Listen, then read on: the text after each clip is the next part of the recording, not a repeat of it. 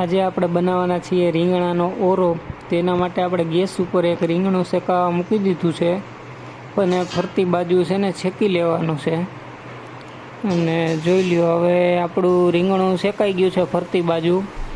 આવી રીતે બધું રીંગણું બધી બાજુ શેકાઈ ગયું છે મસ્ત એની ફરતી બાજુ। હવે આપણે એનો રીંગણાનો ઓરો બનાવવાના છીએ, તો રેસીપીમાં આગળ બન્યા રહેજો। આપણા બંને રીંગણા શેકાઈ ગયા છે વ્યવસ્થિત રીતે। એકની છાલ ઉતારી નાખી છે, એક છાલ ઉતારવાની એકની બાકી છે, એ આપણે ઉતારવાના છીએ। જોઈ લ્યો, ગરમા ગરમ છે આપણું શેકેલું રીંગણું। અને હવે એની છાલ ઉતારીએ છીએ। હાથ થગે છે પણ છાલ તો ઉતારવી જોશે ને ભાઈ। એકની ઉતારી લીધી છે, બીજાની છાલ ઉતરે છે, જોઈ લ્યો। હવે આપણે ઓરાને છે ને દાંતલા કાઢી દઈશું। આ રીતે આપણે રીંગણું મસ્ત શેકાઈ ગયું છે, જોઈ લો તમે મિત્રો। હવે આપણે દાંતલા કાઢી લેવાના છે અને ઓરાને મહરી નાખવાનો છે। અને બીજું રીંગણું થાય છે કટિંગ। બેયનો મરી મસાલો બે હાઈ ક્લાસ ગરમા ગરમ શેકાઈ ગયા છે। હવે આને સરખી રીતે બેયને હે ને મિક્સ કરી નાખશું, કટિંગ કરી નાખશું, મેશ કરવાનું છે આને। જોઈ લો, આગળ બધું ગ્રેવી જેવું થઈ ગયા। હવે મિત્રો આપણે ઓળાનો જે રીંગણા એકદમ મિક્સ થઈ ગયો છે, મતલબ આપણે મેશ કરી નાખ્યા છે, એમાં થોડા ટમેટા આપણે જે કાચા છે આમાં નાખી દઈશું। અને થોડુંક જે લસણ અને આદુની પેસ્ટ છે એ પણ આપણે આમાં નાખી દઈશું। થોડી ડુંગળી નાખી દઈએ આપણે, કાચી જે છે મોરેલી।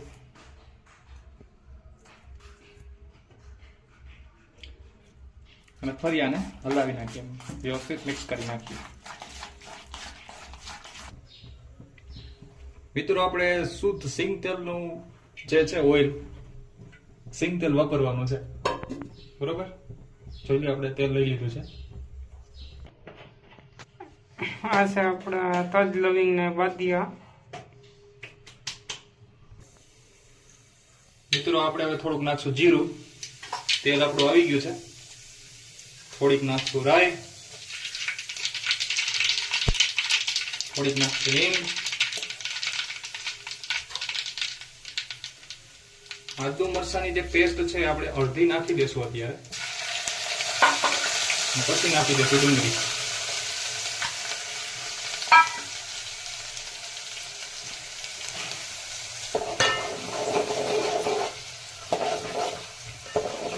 સરસ રીતે હલાવી લઈએ મિત્રો। તજ લવિંગ અને બાદિયા હવે આપણે ઉમેરીએ છીએ।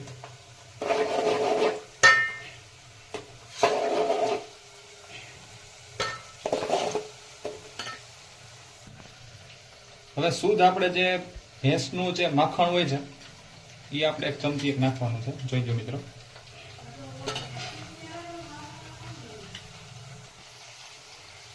મિત્રો માખણમાં ડુંગળી ચડશે એટલે એક નંબર સ્વાદ આવવાનો છે।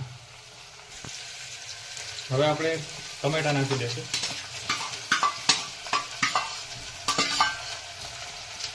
એમાં સાથે આપણે મરચાં પણ મૂક્યા છે થોડા।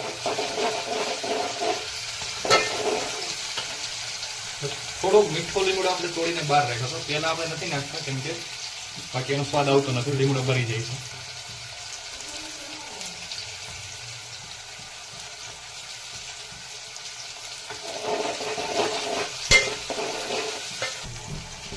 હવે બાકીની વધેલી જે આપણે લસણ અને આદુની જે પેસ્ટ છે પણ ઉમેરી દઈએ છીએ।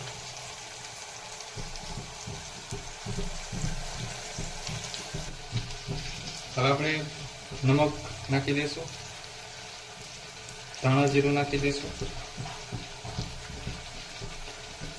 હિંગ નાખી દઈશું, થોડી હળદર નાખી દઈશું,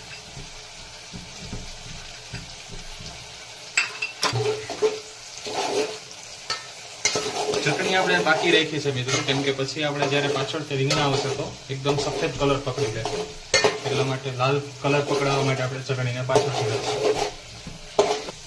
થોડું ચડવા દેવાનું છે મિત્રો.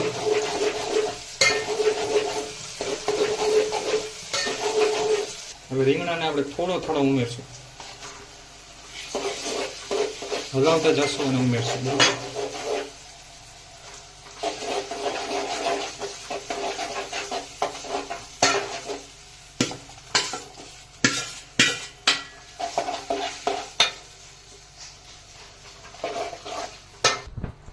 હવે જે ચટણી આપણે બાકી રાખી હતી મિત્રો, એ આપણે ઉમેરી દઈએ છીએ.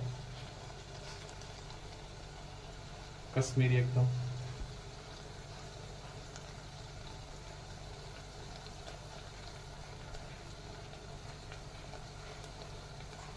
તમારા ઘરમાં જેટલી તીખી ચટણી હોય એ પ્રમાણે તમારે નાખવાની છે.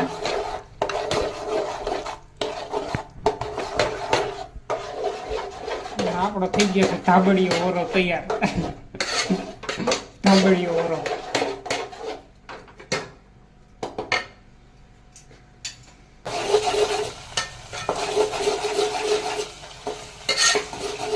આપણો ઓરો થઈ ગયો છે તૈયાર.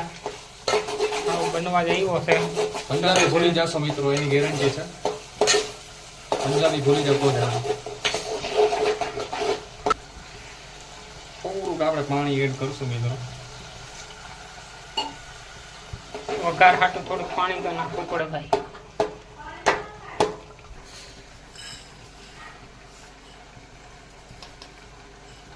થોડીક ખાંડ નાખશું.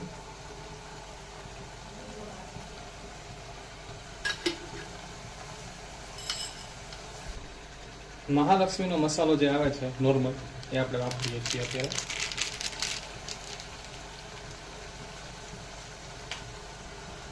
એક ચમચી આપણે નાખશું.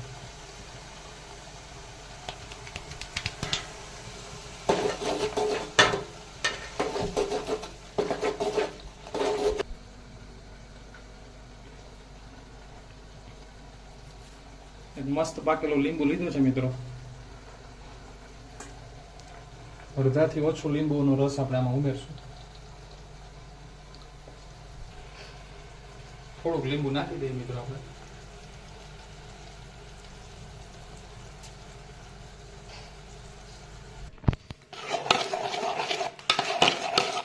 પંજાબીને પણ ટક્કર આપે ઓળો તૈયાર છે મિત્રો, જોઈ શકો છો.